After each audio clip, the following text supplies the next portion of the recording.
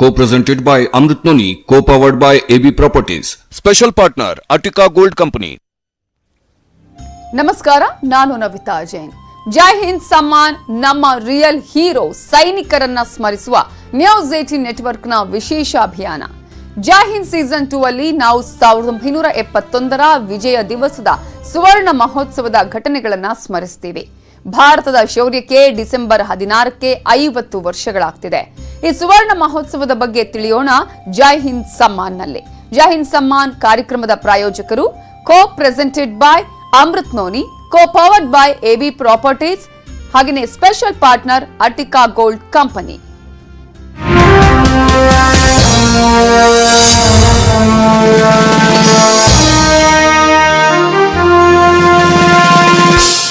Co-presented by Amrit Noni, co-powered by AB Properties. Special partner, Attica Gold Company. ಜೈ ಹಿಂದ್ ಸಮ್ಮಾನ್ ಕಾರ್ಯಕ್ರಮದಲ್ಲಿ ವೀರ ಯೋಧರ ಶೌರ್ಯದ ಕಥೆಗಳನ್ನ ನೋಡೋಣ. ಅದಕ್ಕಿಂತ ಮುಂಚೆ ಅನೇಕ ಪ್ರಮುಖ ಸುದ್ದಿಗಳಿವೆ, ನೋಡ್ತಾ ಹೋಗೋಣ. ಬಿಟ್ಕಾಯಿನ್ ಕೇಸಲ್ಲಿ ಬಿಜೆಪಿಯ ಕೈವಾಡ ಇದೆ, ಬಿಜೆಪಿಯ ಪ್ರಭಾವಿಯ ಮಗ ಇದ್ದಾನೆ ಅಂತ ಹೇಳಿ ಆರೋಪವನ್ನ ಮಾಡಿದ್ದಾರೆ ಕಾಂಗ್ರೆಸ್ನ ರಾಮಲಿಂಗಾರೆಡ್ಡಿ ಅವರು. ಈ ಗಂಭೀರ ಆರೋಪವನ್ನ ಮಾಡಿದ್ದು ಬಿಟ್ಕಾಯಿನ್ ಕೇಸಲ್ಲಿ ಬಿಜೆಪಿಯ ಕೈವಾಡ ಇದೆ, ಬಿಜೆಪಿಯಲ್ಲಿರುವ ಪ್ರಭಾವಿಯ ಮಗ ಈ ಒಂದು ಕೇಸಲ್ಲಿ ಇದ್ದಾನೆ ಅನ್ನುವಂತಹ ಗಂಭೀರ ಆರೋಪವನ್ನ ಕಾಂಗ್ರೆಸ್ನ ರಾಮಲಿಂಗಾರೆಡ್ಡಿ ಅವರು ಮಾಡಿದ್ದಾರೆ. ಬಿಟ್ ಕಾಯಿನ್ ಕೇಸ್ ತನಿಖೆಯನ್ನ ಇಡಿಗೆ ವಹಿಸಿದ್ದಾರಾ? ಯಾವಾಗ ಇಡಿ ತನಿಖೆಗೆ ಒಳಪಡಿಸಲಾಯಿತು? ಈ ಬಗ್ಗೆ ಸದನದಲ್ಲೂ ಸರ್ಕಾರ ಏನು ಹೇಳಿರಲಿಲ್ಲ. ಪ್ರಧಾನಿ ಕಚೇರಿಯಿಂದ ಪತ್ರ ಬಂದಿರೋದಾಗಿ ಗೊತ್ತಾಗಿದೆ. ನ್ಯಾಯಾಂಗ ತನಿಖೆಯಾದ್ರೆ ಎಲ್ಲವೂ ಬಹಿರಂಗ ಆಗಲಿದೆ. ನ್ಯಾಯಾಂಗ ತನಿಖೆಗೆ ರಾಮಲಿಂಗಾರೆಡ್ಡಿ ಆಗ್ರಹವನ್ನ ಮಾಡಿದ್ದಾರೆ. ನ್ಯಾಯಾಂಗ ತನಿಖೆ ಆಗಬೇಕು ಅಂತ ಹೇಳಿ ಆಗ್ರಹವನ್ನ ಮಾಡಿದ್ದು ಯಾವಾಗ ಸರ್ಕಾರ ಇಡಿ ತನಿಖೆಗೆ ಕೊಡ್ತು ಅನ್ನುವಂತಹ ಪ್ರಶ್ನೆಯನ್ನ ಮಾಡಿದ್ದಾರೆ. ಸ್ವಲ್ಪ ಜೋರಾಯ್ತಲ್ಲ, ಅದಕ್ಕೆ ಇದನ್ನ ಡೈವರ್ಟ್ ಮಾಡೋದಕ್ಕೆ ಇದನ್ನ ಸಿದ್ದರಾಮಯ್ಯ ಮೇಲೆ ಈ ಹೊಸ ಒಂದು ಆಪಾದನೆ ಮಾಡಿದ್ರೆ, ಆಮೇಲೆ ಇದರಲ್ಲಿ ಬಹಳ ಜನ ಇನ್ವೆಸ್ಟ್ಮೆಂಟ್ ಮಾಡ್ತಾರೆ, ಹೆಚ್ಚು ಲಾಭ ಬರುತ್ತೆ ಅಂತ. ಆದ್ರೆ ಈಗಿರ್ತಕ್ಕಂಥದ್ದು ಏನಾಗಿದೆ, ಸಬ್ಜೆಕ್ಟ್ ಏನು ಅಂದ್ರೆ ಹ್ಯಾಕಿಂಗ್ ಮಾಡಿದ್ದಾರೆ, ಅದು ಸಬ್ಜೆಕ್ಟ್ ಅಷ್ಟೇ. ಕೇಸ್ ನಮ್ಮ ಸ್ಟೇಟ್ ಇಂದ ಹ್ಯಾಕ್ ಮಾಡಿದ್ದಾರೆ ಅಂತ ಹೇಳಿ ಕೇಸಸ್ ಕೂಡ ರಿಜಿಸ್ಟ್ರೇಷನ್ ಆಗಿದೆ. ನೆದರ್ಲ್ಯಾಂಡ್ ಆಗಿದೆ, ಮತ್ತೆ ಮಲೇಷ್ಯಾ ಆಗಿದೆ, ಅಮೆರಿಕಾದಲ್ಲಿ ಆಗಿದೆ. ಇದೆಲ್ಲ ಕೂಡ ತನಿಖೆ ಆದರೆ ಮಾತ್ರ ಇದೆಲ್ಲ ಗೊತ್ತಾಗುತ್ತೆ. ಮತ್ತೆ ಪ್ರಭಾವಿ ನಾಯಕರಿದ್ದಾರೆ. ವಿರೋಧ ಪಕ್ಷದಲ್ಲಿ ಎಲ್ಲಿ ಪ್ರಭಾವ ಇರುತ್ತೆ? ಆಡಳಿತ ಪಕ್ಷದಲ್ಲಿ ನಾವಿದ್ದಾಗ ನಾವು ಪ್ರಭಾವಿಗಳು, ವಿರೋಧ ಪಕ್ಷದಲ್ಲಿದ್ದಾಗ ನಾವು ಪ್ರಭಾವಿಗಳಾಗೋದಿಲ್ಲ. ಅಲ್ಲ, ಪ್ರಭಾವಿಯ ಒಬ್ಬ ಮಗ ಕೂಡ ಇದರಲ್ಲಿ ಇದ್ದಾರೆ ಅಂತ ಊಹಾಪೋಹ ಇದೆಲ್ಲ ಕೂಡ ಇದರಲ್ಲಿ ಅಧಿಕಾರಿಗಳು ಕೂಡ ಇದೆಲ್ಲ ಗೊತ್ತಿದೆ ಅಂತ. ಇಬ್ರು ಪ್ರಭಾವಿ ವ್ಯಕ್ತಿಗಳು, ಒಬ್ಬ ಪ್ರಭಾವಿ ವ್ಯಕ್ತಿಯ ಮಗ. ಪ್ರಭಾವಿಗಳು ಅಂದ್ರೆ ವಿರೋಧ ಪಕ್ಷದವರು ಪ್ರಭಾವಿಗಳಲ್ಲ, ಆಡಳಿತ ಪಕ್ಷದವರ ಯಾವತ್ತೂ ಪ್ರಭಾವಿಗಳು ಪಕ್ಷ ಸರ್ಕಾರ ಈಗ ಯಾರು ರೂಲಿಂಗ್ ಅಲ್ಲಿ ಇರ್ತಾರೋ ಅವರು ಯಾವಲ್ಲೂ ಕೂಡ ರೂಲಿಂಗ್ ಅಲ್ಲಿ ಇರ್ತಕ್ಕಂಥವರೇ ಪ್ರಭಾವ ಇರೋದು. ಯಾಕಂದ್ರೆ ಅವರು ನಡೆಯುತ್ತೆ, ಅವ್ರ ಮಾತು ನಡೆಯುತ್ತೆ. ನಮ್ಮ ಸರ್ಕಾರ ಇದ್ದಾಗ ನಮ್ಮ ಮಾತು ನಡೀತಿತ್ತು, ನಾವಿಲ್ಲ ಅಂತ ಹೇಳಕ್ಕಾಗೋದಿಲ್ಲ. ಇದರ ಬಗ್ಗೆ ಇನ್ನಷ್ಟು ಡೀಟೇಲ್ಸ್ ಕೊಡೋದಕ್ಕೆ ನಮ್ಮ ಪೊಲಿಟಿಕಲ್ ಬ್ಯೂರೋ ಹೆಡ್ ಆಗಿರುವ ಚಿದಾನಂದ ಪಟೇಲ್ ಈಗ ನೇರ ಸಂಪರ್ಕದಲ್ಲಿದ್ದಾರೆ. ಚಿದಾನಂದ ಪಟೇಲ್, ಬಿಟ್ಕಾಯಿನ್ ವಿಚಾರಕ್ಕೆ ಸಂಬಂಧಪಟ್ಟ ಹಾಗೆ ಸಿಎಂ ಆಲ್ರೆಡಿ ಹೇಳಿದ್ರು, ಯಾವುದೇ ಕಾರಣಕ್ಕೂ ಇದನ್ನ ನಾವು ಸರಿಯಾದ ರೀತಿಯಲ್ಲಿ ತನಿಖೆ ಮಾಡ್ತೀವಿ, ಶಿಕ್ಷೆಯನ್ನ ನಾವು ಖಂಡಿತವಾಗ್ಲೂ ಕೂಡ ಯಾರು ತಪ್ಪಿತಸ್ಥರಿದ್ದಾರೋ ಅವರಿಗೆ ಕೊಡುವಂತಹ ಪ್ರಯತ್ನ ಆಗತ್ತೆ ಅಂತ ಹೇಳಿ. ಈಗ ರಾಮಲಿಂಗಾರೆಡ್ಡಿ ಅವರ ಪ್ರಕಾರ ಪ್ರಭಾವಿಯ ಮಗ ಇದ್ದಾನೆ. ಯಾರು ಹಾಗಾದ್ರೆ? ಯಾರ ಮೇಲೆ ಈ ಒಂದು ಗಂಭೀರ ಆರೋಪ ಕೇಳಿ ಬಂದಿರೋದು?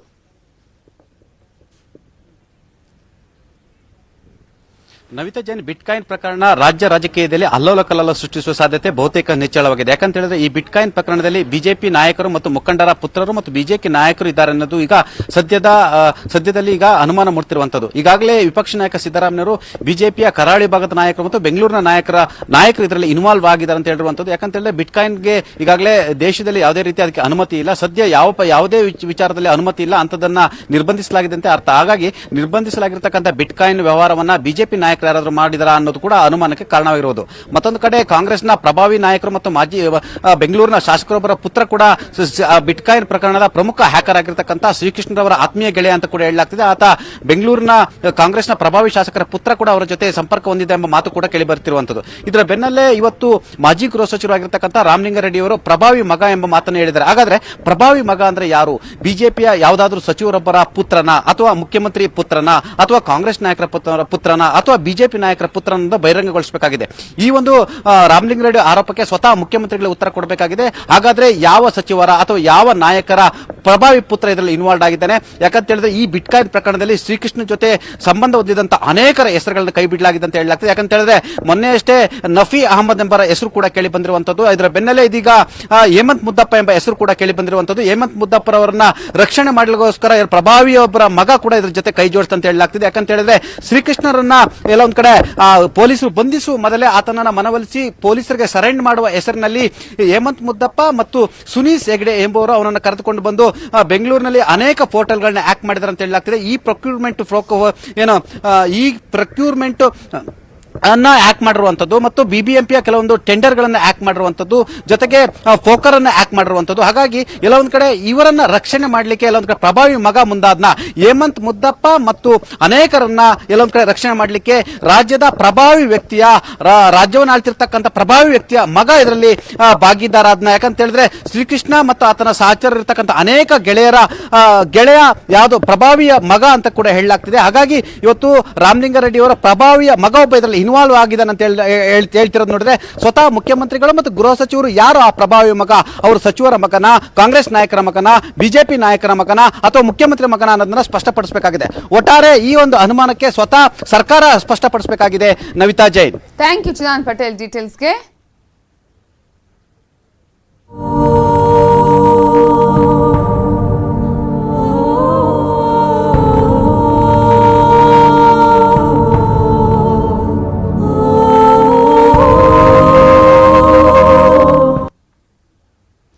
ಅಪ್ಪು ಸಾವಿನ ಕರಾಳ ನೆನಪಿನಿಂದ ಇನ್ನೂ ಅಭಿಮಾನಿಗಳು ಹೊರಬಂದಿಲ್ಲ. ಒಂದ್ ಕಡೆ ಇಡೀ ರಾಜ್ ಕುಟುಂಬವೇ ಶೋಕ ಸಾಗರದಲ್ಲಿ ಮುಳುಗಿದೆ. ಇತ್ತ ಕಂಠೀರವ ಸ್ಟುಡಿಯೋದಲ್ಲಿನ ಸಮಾಧಿ ನೋಡೋದಕ್ಕೆ ನೂರಾರು ಅಭಿಮಾನಿಗಳು ಆಗಮಿಸುತ್ತಿದ್ದಾರೆ. ಪುನೀತ್ ಅವರ ದೊಡ್ಡಕ್ಕ ಲಕ್ಷ್ಮೀದೇವಿ ಕೂಡ ಸಮಾಧಿಗೆ ಪೂಜೆ ಸಲ್ಲಿಸಿದ್ರು. ಇದೇ ವೇಳೆ ಮಹಿಳಾ ಅಭಿಮಾನಿಯೊಬ್ಬರು ಗೋಳಾಡಿ ಅತ್ತಿದ್ದಾರೆ. ನೃತ್ಯ ನಿರ್ದೇಶಕ ಇಮ್ರಾನ್ ಸರ್ದಾರಿಯಾ ಅಪ್ಪು ಸಮಾಧಿಗೆ ಭೇಟಿ ಕೊಟ್ಟು ದರ್ಶನ ಪಡೆದು ಭಾವುಕರಾದರು.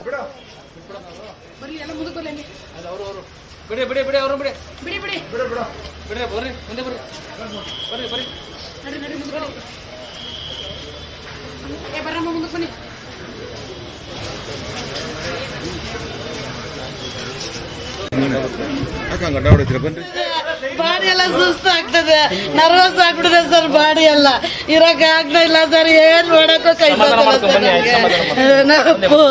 ಅಪ್ಪು ಅಪ್ಪು ಅಪ್ಪು ಅಪ್ಪು ಅಪ್ಪು ಅಲ್ಲ ಅಪ್ಪು ಅಪ್ಪು ನಮ್ಮಪ್ಪು ಎಲ್ಲಿ?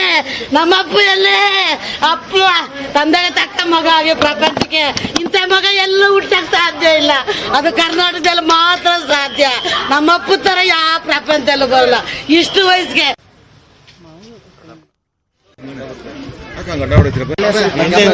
ಯಾವಾಗ ಬರ್ತಾ ಇದ್ವಿ ಇಲ್ಲಿ, ಯಾವಾಗ ಬರ್ತಾ ಇರ್ತೀನಿ ನಾನು. ಬಂದಾಗೆಲ್ಲ ಸಿಕ್ಕೋ ಭೇಟಿ ಆಗೋರು, ನಮ್ಗೆ ಮಾತಾಡ್ಸೋರು ನಮ್ಗೆ. ಅಣ್ಣ ಸತ್ತಾಗಿಂದ ಬರ್ತೀವಿ ಸರ್ ವರ್ಷ. 2007ರಲ್ಲಿ ಬಂದೆ. ರಾಘಣ್ಣ ಅವರಿಬ್ರು ಬಂದು ಫೋಟೋ ತೆಗಿಸ್ಕೊಂಡ್ರು ನನ್ನ ಜೊತೆಯಲ್ಲಿ. ಅಪ್ಪು ಫೋಟೋ ತೆಗಿಸ್ಬೇಕು ಅಂದ್ರೆ ಅಮ್ಮ ಇಷ್ಟ ಅಂದ್ರೆ ಬನ್ನಿ ಅಮ್ಮ ಅಂತ ಕರ್ದು. ನನ್ನ ಮಗಳಿನ ಏಜ್ ಅವರು ನೋಡ್ಬೋದು, ನಮ್ಮ ಏಜ್ ಅವರು ನೋಡ್ಬೋದು. 40s, 60s, 90s ಎಲ್ಲ ಏಜ್ ಅವ್ರು ನೋಡೋ ತರ ಮೂವೀಸ್ ಮಾಡ್ತಾ ಇದ್ರು. ಸೊ ಎಲ್ಲ ಕ್ಯಾರೆಕ್ಟರ್ಸ್ ತುಂಬಾ ಇಷ್ಟ ಆಯ್ತು ಭೇಟಿ ಮಾಡ್ಬೇಕು ಅಂತ. ವೆಡ್ಡಿಂಗ್ಸ್ ಅಲ್ಲೆಲ್ಲ ಸಿಕ್ತಿದ್ರು, ಬಟ್ ಫೋಟೋ ತಗೊಳಕ್ ಆಗ್ತಾ ಇರ್ಲಿಲ್ಲ. ಫ್ಯಾಮಿಲಿ ವೆಡ್ಡಿಂಗ್ಸ್ ಅಲ್ಲೆಲ್ಲ ಬರ್ತಾ ಇದ್ರು, ಫೋಟೋ ತಗೊಳಕ್ ಆಗ್ತಿರ್ಲಿಲ್ಲ. ಬಿಕಾಸ್ ತುಂಬಾ ಜನ ಇರ್ತಿದ್ರು ಅವ್ರು ಸುತ್ತ. ನಾವ್ ಯಾವತ್ತೂ ಅನ್ಕೊಂಡಿರ್ಲಿಲ್ಲ ಈ ತರ ಆಗುತ್ತೆ ಅಂತ. ಇಲ್ಲಾಂದ್ರೆ ನಾವು ಒಂದು ಫೋಟೋ ತಗೋಬೋದಿತ್ತು. ಅದು ನೋಡಕ್ಕೆ ಆಗಲ್ಲ, ಅವ್ರ ಫೋಟೋಗೆ ಹಾರ ನೋಡಕ್ ಇಷ್ಟ ಆಗ್ತಾ ಇಲ್ಲ.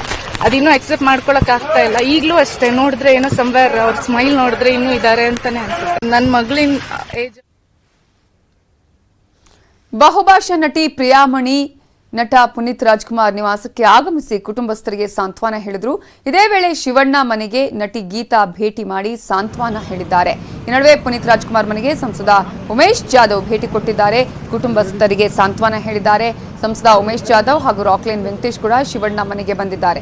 ನಟಿ ರಾಗಿಣಿ, ಬಹುಭಾಷಾ ನಟಿ ಜಯಪ್ರದಾ ಕೂಡ ಪುನೀತ್ ರಾಜ್ಕುಮಾರ್ ಅವರ ಮನೆಗೆ ಬಂದು ಕುಟುಂಬಸ್ಥರಿಗೆ ಸಾಂತ್ವನ ಹೇಳಿದ್ದಾರೆ.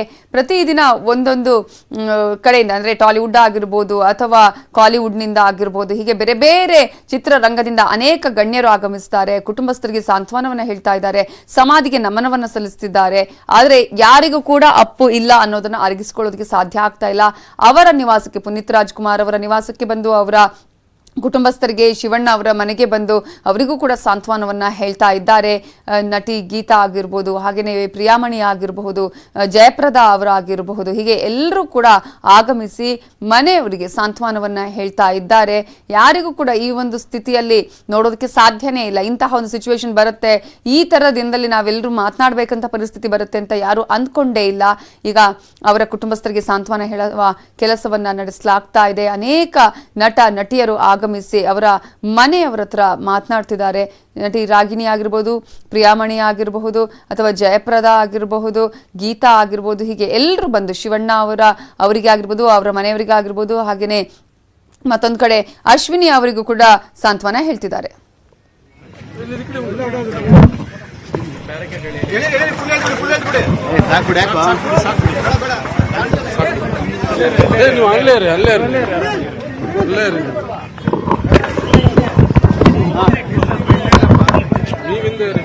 ಓಕೆನಾ ಮೇಡಮ್?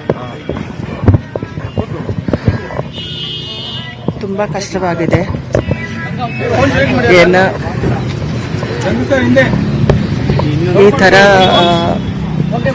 ಅಪ್ಪು ನಮ್ಮ ಜೊತೆಲೇ ಇಲ್ಲೇ ಅಂದರೆ ನನಗೆ ತುಂಬ ಕಷ್ಟವಾಗಿದೆ.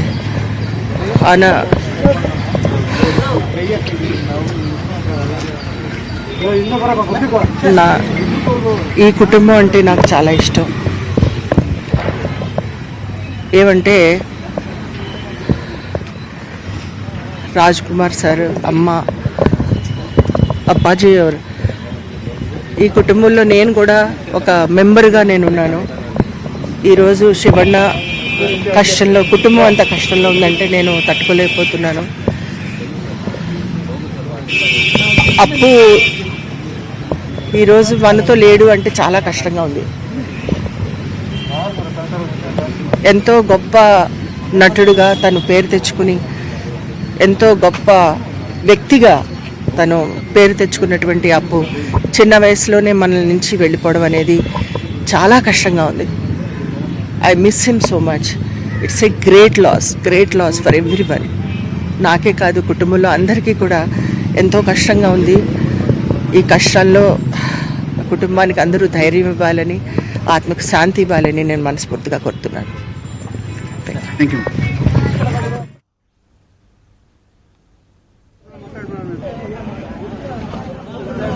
ನಿಜವಾಗ್ಲೂ ಮಾತು ಬರ್ತಾ ಇಲ್ಲ.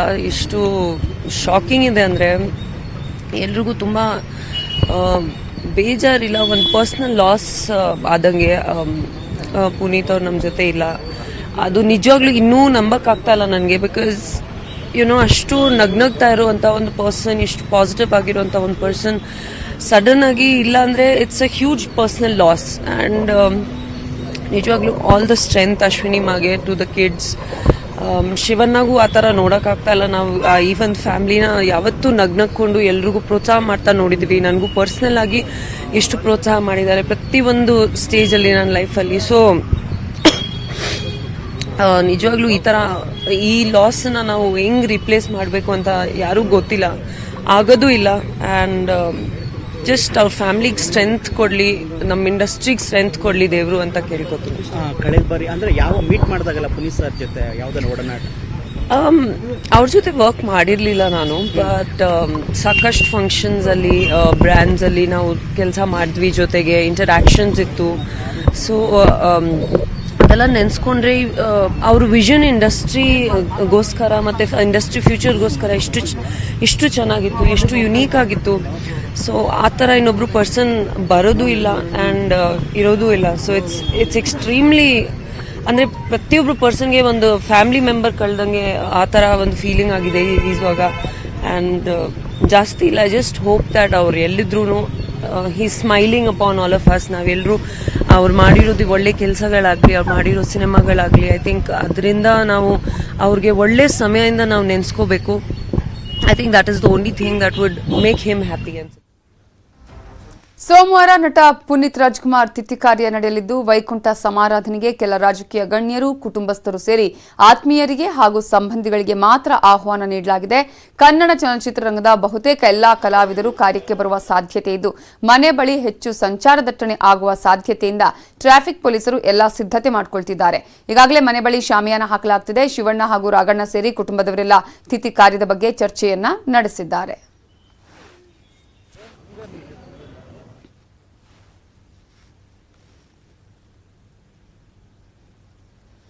ಉಳಿದ ಪ್ರಮುಖ ಸುದ್ದಿ ನೋಡೋಣ ಬ್ರೇಕ್ ಆದ್ಮೇಲೆ.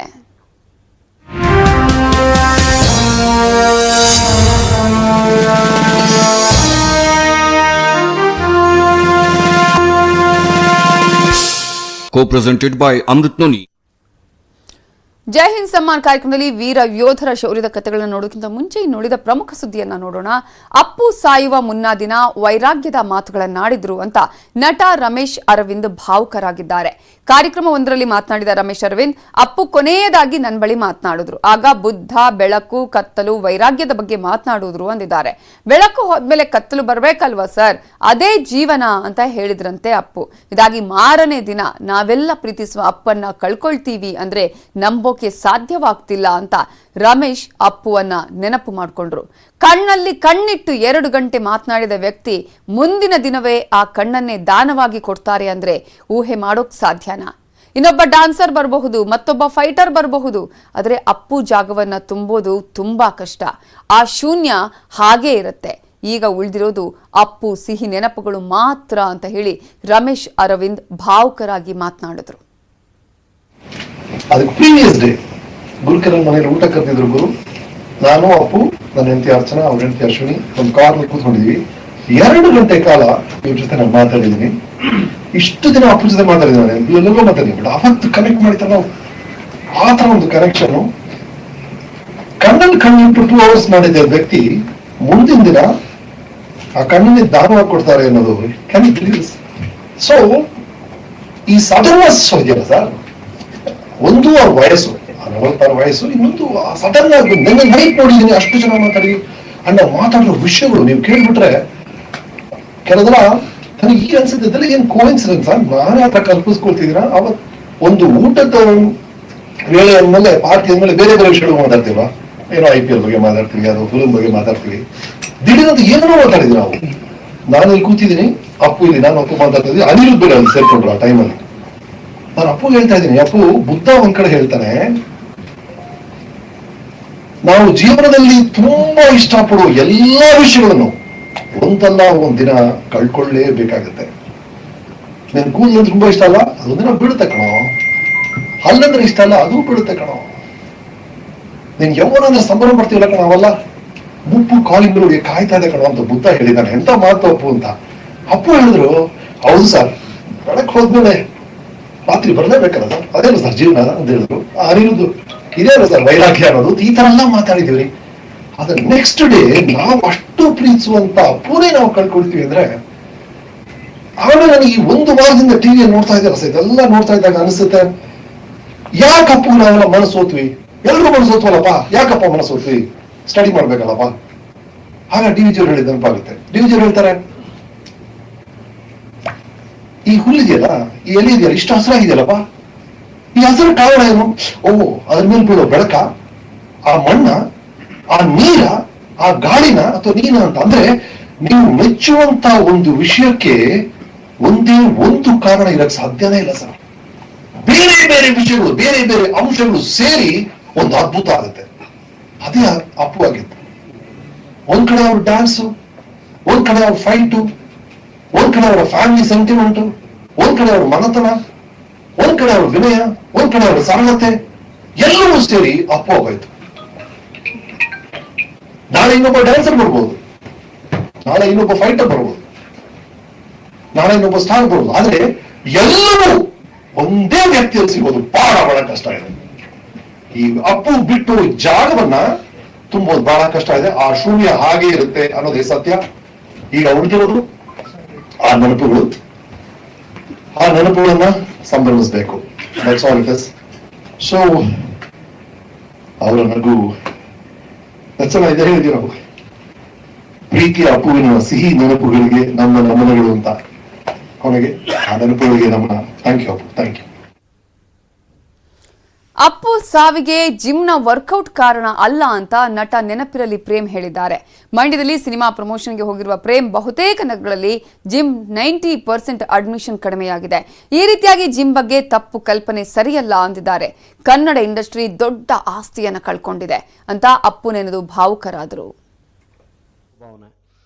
ಇದಾಗಿದ ಕೂಡಲೇ ಎಲ್ಲರೂ ಅವ್ರು ಇಷ್ಟ ಬಂದಂಗೆ ತಪ್ಪು ಮಾಹಿತಿ ಏನಂದ್ರೆ ನನಗೂ ಬಂತು ಸರ್. ಅಪ್ಪು ಸರ್ ಅವ್ರು ತೀರ್ಕೊಂಡಿದ್ದ ಕೂಡಲೇ ಇಮಿಡಿಯೇಟಾಗಿ ನನಗೆ ಫೋನ್ ಮಾಡಿ, ನನ್ನ ಫ್ಯಾನ್ಸ್ ಇರ್ಬೋದು, ನನ್ನ ಫ್ರೆಂಡ್ಸು ಎಲ್ಲರೂ ಹೇಳಿದಂದ್ರೆ, ಸರ್ ದಯವಿಟ್ಟು ಜಿಮ್ ಮಾಡೋದು ಬಿಟ್ಬಿಡಿ, ಅದರಿಂದ ತೊಂದರೆ ಆಗ್ತಾ ಇದೆ ಅಂತ.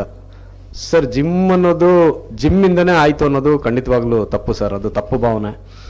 ಇದಾಗಿದ ಕೂಡಲೇ ಎಲ್ಲರೂ ಅವ್ರು ಇಷ್ಟ ಬಂದಂಗೆ ಸೋಷಿಯಲ್ ಮೀಡಿಯಾದಲ್ಲಿ ಜಿಮ್ ಮಾಡಿದ್ರಿಂದಾನೇ ಆಯಿತು ಅನ್ನೋದ್ರಿಂದ ಲಕ್ಷಾಂತರ ಜನ ಈಗ ಜಿಮ್ ಮಾಡಿಕೊಂಡು ಅದನ್ನು ನಂಬ್ಕೊಂಡು ಬದುಕ್ತಾ ಇದ್ದಾರೆ sir.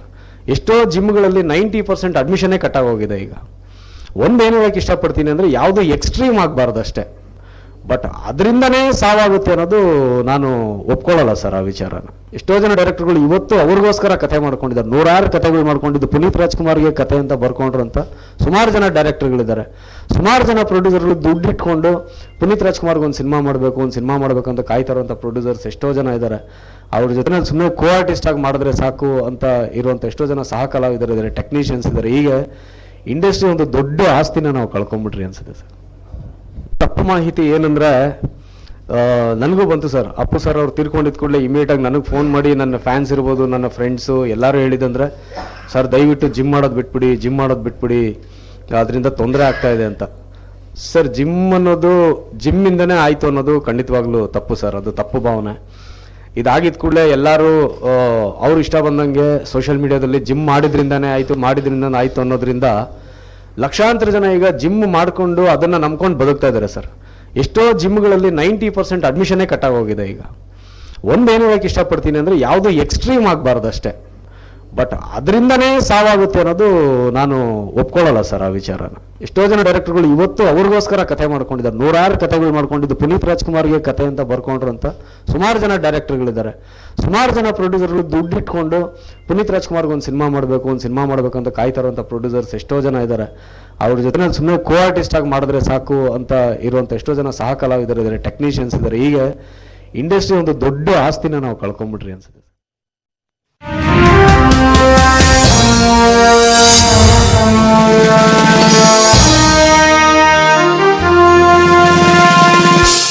Co-presented by Amrit Noni, co-powered by AB Properties. Special partner Attica Gold Company. ಜೈ ಹಿಂದ್ ಸಮ್ಮಾನ್ ಕಾರ್ಯಕ್ರಮದಲ್ಲಿ ನಮ್ಮ ರಿಯಲ್ ಹೀರೋ ಸೈನಿಕರನ್ನ ಸ್ಮರಿಸುವಂತಹ ನ್ಯೂಸ್ 18 ನೆಟ್ವರ್ಕ್ನ ವಿಶೇಷ ಅಭಿಯಾನ. ಇವತ್ತು ಹಾಸನದ ಚಂದ್ರಶೇಖರ್ ಅನ್ನುವ ಮತ್ತೋರ್ವ ವೀರ ಯೋಧನ ಶೌರ್ಯದ ಕಥೆಯನ್ನ ನಿಮ್ಮ ಮುಂದೆ ಇಡ್ತೀವಿ. ಟೆಲಿಪ್ರಿಂಟರ್ ವೈರ್ಲೆಸ್ ಆಪರೇಟರ್ ವಿಭಾಗದ ಕಟ್ಟಾಳು ಇವರು. ಶತ್ರುವಿನ ಸುಳಿವನ್ನು ಇಂಚಿಂಚು ಬಿಡದೆ ಜಾಲಾಡಿದ ಛಲವಾದಿ ಚಂದ್ರಶೇಖರ್. ಹಾಗಾದರೆ ಅವರ ಆ ಸಾಹಸದ ಕಥೆಯನ್ನು ನೋಡೋಣ.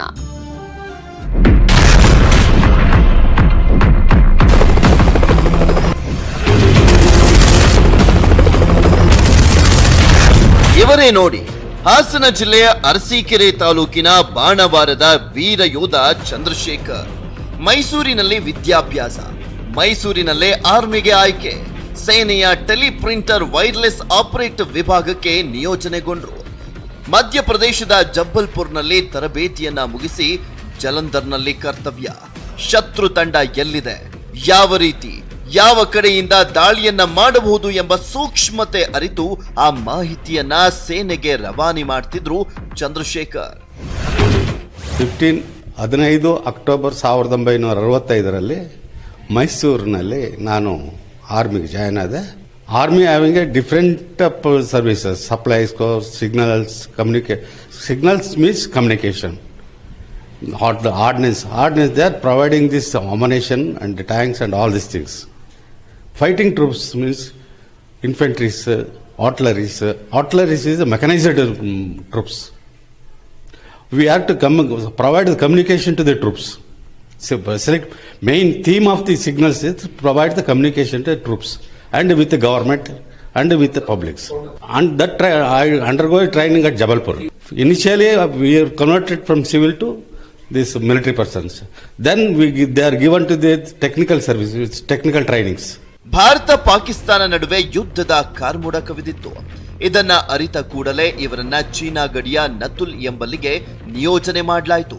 ಪಾಕಿಸ್ತಾನದವರು ಬಾಂಗ್ಲಾ ವಿಚಾರವಾಗಿ ಯಾವುದೇ ಸಂದರ್ಭದಲ್ಲಾದರೂ ನಮ್ಮ ಮೇಲೆ ದಾಳಿಯನ್ನ ಮಾಡಬಹುದು, ಸೈನಿಕರು ಎಚ್ಚರಿಕೆಯಿಂದಿರಿ, ಮೈಮರೆಯದಿರಿ ಎಂದು ಸೇನಾ ಮುಖ್ಯಸ್ಥರು ಸಲಹೆಯನ್ನ ನೀಡಿ ಹುರಿದುಂಬಿಸಿದ್ರು. ಯುದ್ಧ ಸನ್ನಿವೇಶ ಇರೋದ್ರಿಂದ ಎಲ್ಲಾ ಮಾಹಿತಿಯನ್ನ ರವಾನೆ ಮಾಡಬೇಕು ಎಂದು ಇವರಿಗೆ ಮೇಲಧಿಕಾರಿಗಳು ಕಟ್ಟಪ್ಪಣೆ ಮಾಡಿದ್ರು. ಅದರಂತೆ ಕಡೆಗೂ ಯುದ್ಧ ಆರಂಭವಾಯಿತು. ಎರಡು ದೇಶಗಳ ನಡುವೆ ಯುದ್ಧ ನಡೆಯುತ್ತಿರುವಾಗ ನಮ್ಮ ಯೋಧರಿಗೆ ಸೂಕ್ತ ಹಾಗೂ ಪೂರಕ ಮಾಹಿತಿಯನ್ನ ನೀಡಿರುವುದು ಇವರಿಗೆ ಕಷ್ಟವಾಗುತ್ತದೆ.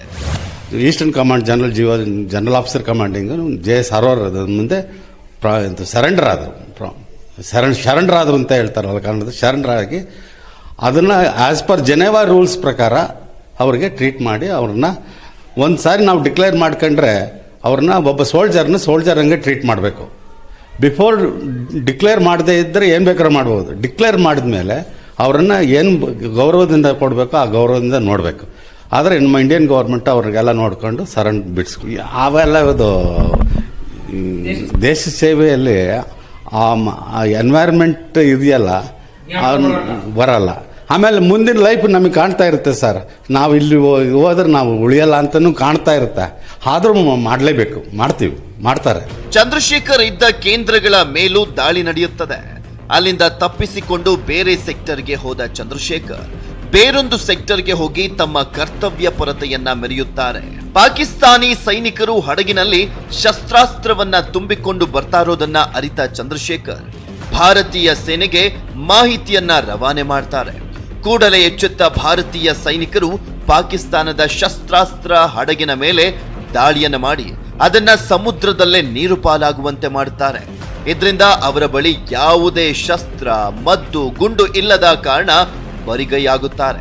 ಹೋರಾಡ್ಲಿಕ್ಕೆ ಯಾವುದೇ ಆಯುಧ ಇಲ್ಲದ ಕಾರಣ ಮಂಡಿಯೂರಿ ಅಷ್ಟೂ ಸೈನಿಕರು ಸೋಲೊಪ್ಪಿಕೊಂಡು ಪ್ರಾಣ ಭಿಕ್ಷೆಯನ್ನ ಬೇಡುತ್ತಾರೆ. ಶಶಿಧರ್, ನ್ಯೂಸ್ 18 ಕನ್ನಡ, ಹಾಸನ.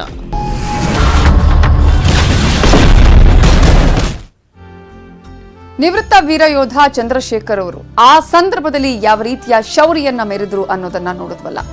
ಉಳಿದ ಪ್ರಮುಖ ಸುದ್ದಿ ನೋಡೋಣ ಬ್ರೇಕ್ ಆದ್ಮೇಲೆ.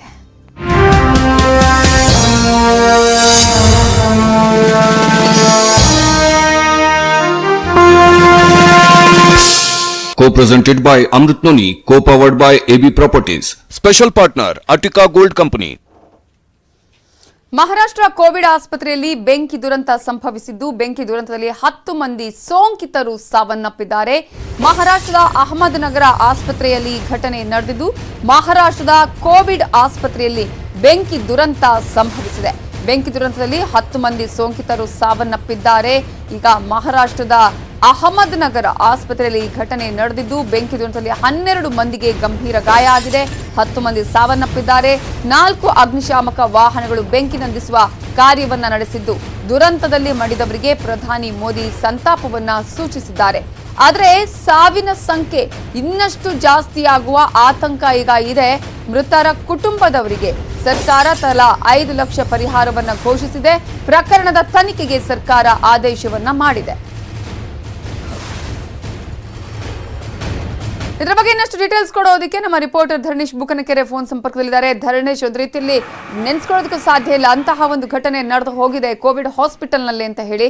ಪ್ರಮುಖವಾಗಿ ಏನ್ ಕಾರಣ, ಜೊತೆಗೆ ಈಗ ಇನ್ನಷ್ಟು ಸಾವಿನ ಸಂಖ್ಯೆ ಹೆಚ್ಚಾಗುವ ಸಾಧ್ಯತೆ ಇದೆಯಾ, ಹೇಗೆ? ಮಹಾರಾಷ್ಟ್ರದಲ್ಲಿ ಹಿಂದೆ ಕೂಡ ಈ ಕೋವಿಡ್ ಹಾಸ್ಪಿಟಲ್ ನಲ್ಲಿ ಇದೇ ತರದ ಆಕಸ್ಮಿಕಗಳು ಅಂದ್ರೆ ಗ್ಯಾಸ್ ಲೀಕ್ ಆಗಿ ಮತ್ತೆ ಬೆಂಕಿ ಕಾಣಿಸ್ಕೊಂಡು ಸಾವು ನೋವುಗಳು ಸಂಭವಿಸಿದ್ವು. ಇವತ್ತು ಕೂಡ ಅಂಥದೇ ಘಟನೆ ಸಂಭವಿಸಿದೆ. ಅಹಮದ್ ನಗರ ಜಿಲ್ಲಾ ಆಸ್ಪತ್ರೆಯಲ್ಲಿ ಈ ತರದ ಒಂದು ದುರ್ಘಟನೆ ಆಗಿದೆ.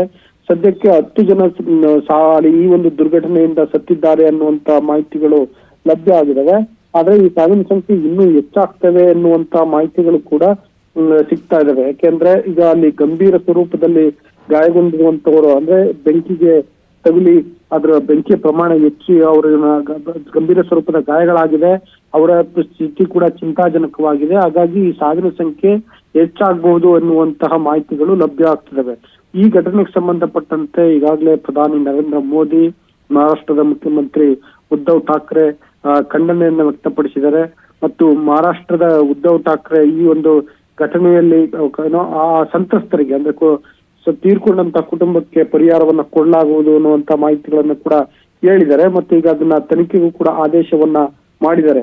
5 ಲಕ್ಷ ರೂಪಾಯಿ ಪರಿಹಾರ ಘೋಷಿಸುವ ಜೊತೆಗೆ ತನಿಖೆಗೆ ಆರ್ಡರ್ ಮಾಡಿದ್ದಾರೆ. ಸೊ ಈಗ ಒಂದ್ ಕಡೆ ಈಗ ತನಿಖೆ ನಡೀತಿದೆ, ಮತ್ತೊಂದ್ ಕಡೆ ಈಗ ಈ ಒಂದು ಬೆಂಕಿ ಅಲ್ಲಿ ಕಾಣಿಸ್ಕೊಳ್ಳಿಕ್ಕೆ ಏನ್ ಕಾರಣ ಎನ್ನುವಂತಹ ಪರಿಶೀಲನೆಗಳು ನಡೀತಿದಾವೆ.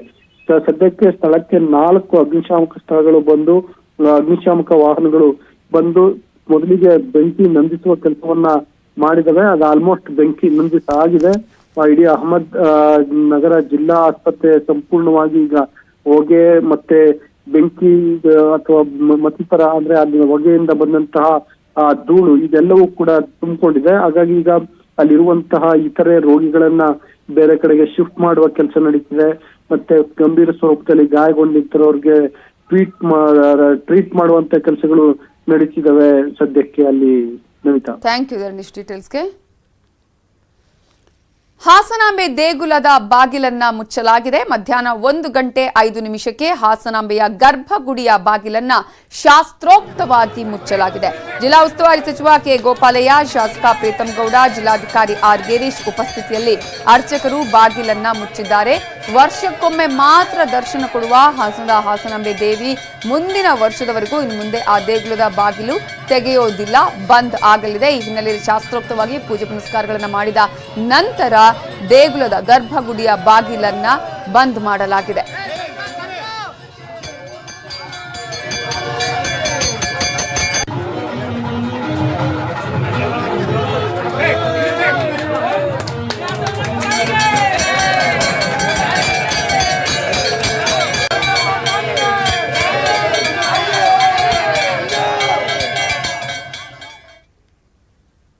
ಇನ್ನುಳಿದ ಪ್ರಮುಖ ಸುದ್ದಿ ನೋಡೋಣ ಬ್ರೇಕ್ ಆದ್ಮೇಲೆ.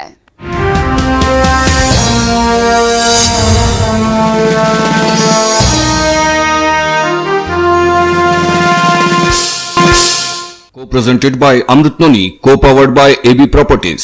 Special partner Attica Gold Company.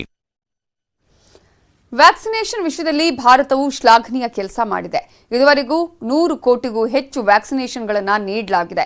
ಆದರೆ ಇನ್ನೂ ನಾವು ನಮ್ಮ ಇಡೀ ಜನಸಂಖ್ಯೆಯ ರಕ್ಷಣೆಯ ಗುರಿಯಿಂದ ದೂರದಲ್ಲಿದ್ದೇವೆ. ಇತ್ತೀಚೆಗೆ ಹೆಚ್ಚಿನ ಜನ ವ್ಯಾಕ್ಸಿನೇಷನ್ ಬಗ್ಗೆ ಹೆಚ್ಚು ಜಾಗೃತರಾಗಿರುವಾಗಿದ್ರೂ ಕೂಡ ಇನ್ನೂ ಭಯ ಮತ್ತು ಹಿಂಜರಿಕೆಯನ್ನ ನಾವು ನೋಡ್ತೀವಿ. ನೆಟ್ವರ್ಕ್ 18 ಮತ್ತು ಫೆಡರಲ್ ಬ್ಯಾಂಕ್ನ ವ್ಯಾಕ್ಸಿನೇಷನ್ ಜಾಗೃತಿ ಅಭಿಯಾನ ಸಂಜೀವನಿ ಎ ಶಾರ್ಟ್ ಆಫ್ ಲೈಫ್ ರಾಜಸ್ಥಾನದ ಜೋಧ್ಪುರ ಜಿಲ್ಲೆಗೆ ಭೇಟಿ ಕೊಡ್ತು. ಅಲ್ಲಿ ಎನ್ಜಿಒ ಗ್ರಾವಿಸ್ ಮತ್ತು ಸ್ಥಳೀಯ ಆರೋಗ್ಯ ಕಾರ್ಯಕರ್ತರು ಜನರಲ್ಲಿ ಜಾಗೃತಿ ಮೂಡಿಸಲು ಶ್ರಮ ಪಡ್ತಿದ್ದಾರೆ.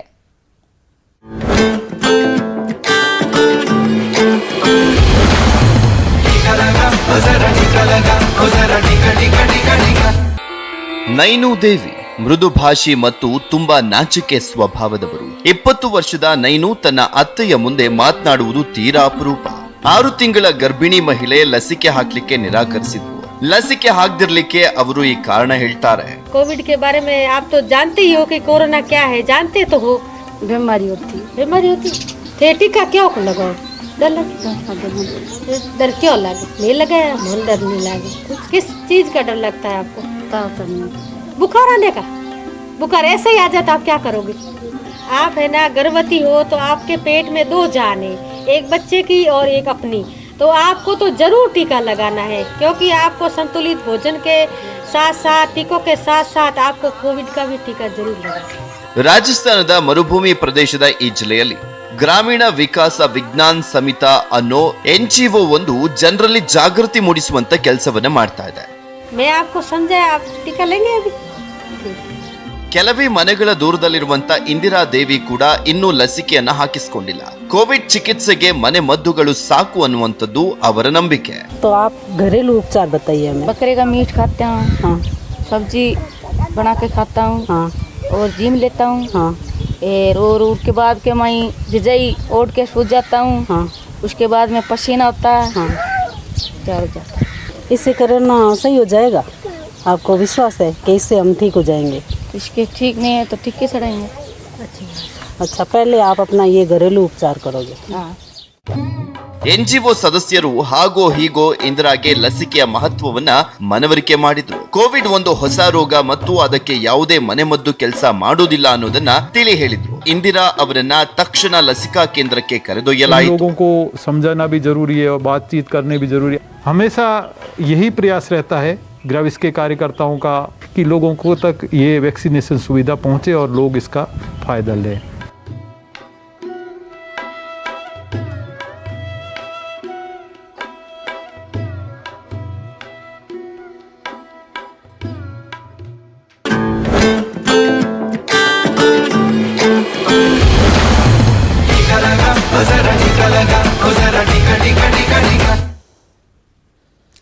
ವೀರ ಯೋಧರ ತ್ಯಾಗ, ಬಲಿದಾನ, ಸೇವೆಯ ಬಗ್ಗೆ ನಟ ರಂಗಾಯಣ ರಘು ಮಾತನಾಡಿದ್ದಾರೆ. ಏನ್ ಹೇಳಿದ್ದಾರೆ ನೋಡೋಣ. ನ್ಯೂಸ್ 18 ಇಂದ ಜೈ ಹಿಂದ್ ಸನ್ಮಾನ ಅಂತ ಒಂದು ಕಾರ್ಯಕ್ರಮ ಮಾಡ್ತಾ ಇದ್ದಾರೆ. ಇದು ವಿಶೇಷವಾಗಿ ನಮ್ಮ ಸೈನಿಕರಿಗೆ ಜೈ ಜವಾನ್ ಜೈ ಕಿಸಾನ್ ಇದೆ. ಜೈ ಜವಾನ್ ಅಂದರೆ ನಿಮಗೆ ಗೊತ್ತು, ಅದು ಲಾಲ್ ಬಹದ್ದೂರ್ ಶಾಸ್ತ್ರಿ ಅವರು ಕೊಟ್ಟಂಥ ಒಂದು ಸ್ಲೋಗನ್ ಅದು. ಅವರ ತ್ಯಾಗ, ಅವರ ಬಲಿದಾನ, ನಮ್ಮ ದೇಶದ ರಕ್ಷಣೆ, ಇದಕ್ಕೆ ಮೀಸಲಾಗಿ ಈ ಕಾರ್ಯಕ್ರಮ ಮಾಡ್ತಿದ್ದಾರೆ. ಎಲ್ಲರಿಗೂ ಒಳ್ಳೆಯದಾಗಲಿ. ವಿಶೇಷವಾಗಿ ಸೈನಿಕರಿಗೆ ಜೈ ಜವಾನ್. ನಮಸ್ಕಾರ. ನ್ಯೂಸ್ 18 ಇಂದ ಜೈ ಹಿಂದ್ ಸನ್ಮಾನ ಅಂತ ಒಂದು ಕಾರ್ಯಕ್ರಮ ಮಾಡ್ತಾ ಇದ್ದಾರೆ. ಇದು ವಿಶೇಷವಾಗಿ ನಮ್ಮ ಸೈನಿಕರಿಗೆ ಜೈ ಜವಾನ್ ಜೈ ಕಿಸಾನ್ ಇದೆ. ಜೈ ಜವಾನ್ ಅಂದರೆ ನಿಮಗೆ ಗೊತ್ತು, ಅದು ಲಾಲ್ ಬಹದ್ದೂರ್ ಶಾಸ್ತ್ರಿ ಅವರು ಕೊಟ್ಟಂಥ ಒಂದು ಸ್ಲೋಗನ್ ಅದು. ಅವರ ತ್ಯಾಗ, ಅವರ ಬಲಿದಾನ, ನಮ್ಮ ದೇಶದ ರಕ್ಷಣೆ, ಇದಕ್ಕೆ ಮೀಸಲಾಗಿ ಈ ಕಾರ್ಯಕ್ರಮ ಮಾಡ್ತಿದ್ದಾರೆ. ಎಲ್ಲರಿಗೂ ಒಳ್ಳೆಯದಾಗಲಿ. ವಿಶೇಷವಾಗಿ ಸೈನಿಕರಿಗೆ ಜೈ ಜವಾನ್. ನಮಸ್ಕಾರ.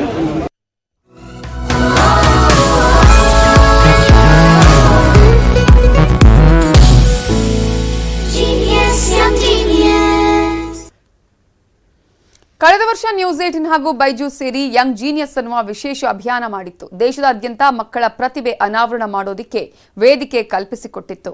ಕಲೆ, ಸಾಹಿತ್ಯ, ವಿಜ್ಞಾನ, ಸಂಗೀತ, ಕ್ರೀಡೆ ಹೀಗೆ ನಾನಾ ಕ್ಷೇತ್ರಗಳ ಸಾಧಕ ಮಕ್ಕಳನ್ನ ಈ ಅಭಿಯಾನದಲ್ಲಿ ಗುರುತಿಸಿ ದೇಶಕ್ಕೆ ಪರಿಚಯ ಮಾಡಿಕೊಟ್ಟಿತ್ತು. ಈಗ ಶೀಘ್ರದಲ್ಲೇ ಯಂಗ್ ಜೀನಿಯಸ್ ಸೀಸನ್ 2 ನಿಮ್ಮ ಮುಂದೆ ಬರ್ತಿದ್ದು, ನಿಮ್ಮ ಮಕ್ಕಳಲ್ಲೂ ವಿಶೇಷ ಪ್ರತಿಭೆ ಹೊಂದಿದ್ರೆ ಈಗಲೇ news18.com/younggenius ಅಥವಾ ಬೈಜೂಸ್ ಆಪ್ ಡೌನ್ಲೋಡ್ ಮಾಡಿ ರಿಜಿಸ್ಟರ್ ಮಾಡಿಸಿ.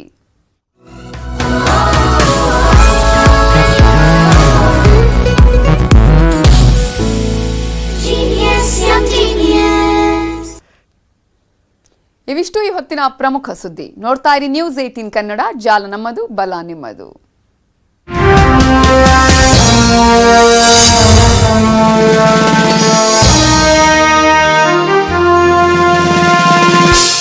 Co-presented